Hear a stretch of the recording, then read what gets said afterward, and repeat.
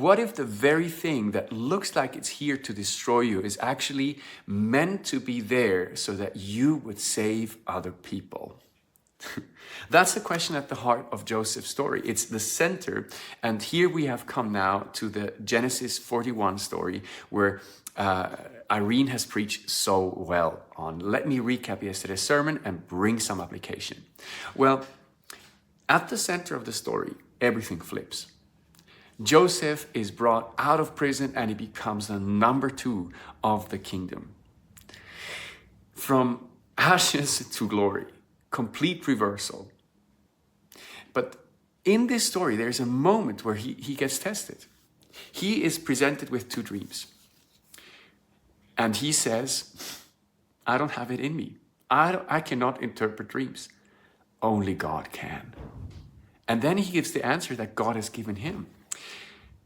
How can he do that? Well, that was only possible because he had a connection with God. It says in the previous chapters over and over and over again that God was with Joseph. God was with Joseph when he was imprisoned. God was with Joseph when he was in the house of Potiphar. God was with Joseph when he was sold as a slave. God was with Joseph when he was in the pit.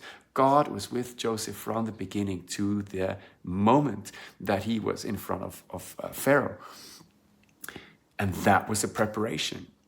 God sometimes will allow very difficult phases, very difficult circumstances, but he will never leave you. It's kind of like the analogy that Irene made was with, if you put a piece of pottery into the furnace, oftentimes you put color on top of it, you paint it, but those colors, they don't actually look right until they're exposed to the heat.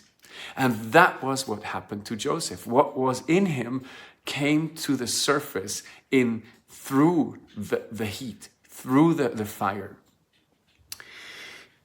Joseph is so different now. He has completely changed from the boy that was sharing his dreams, whether people wanted to hear it or not, and that had a lot of me in the story. You know, let me tell you the dream that I dreamed. Behold, when I dreamed, this was my dream. That changed to, I don't have interpretations of dreams, only God does. Let me tell you what God says.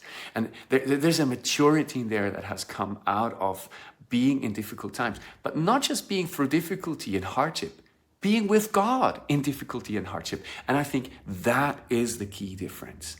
As Joseph becomes this man of God that actually helps the Egyptian king to become more and more prosperous and to reign in justice and foresight and wisdom, he names his children, and you can see from the naming that things in him have changed. He names his first son, let me check.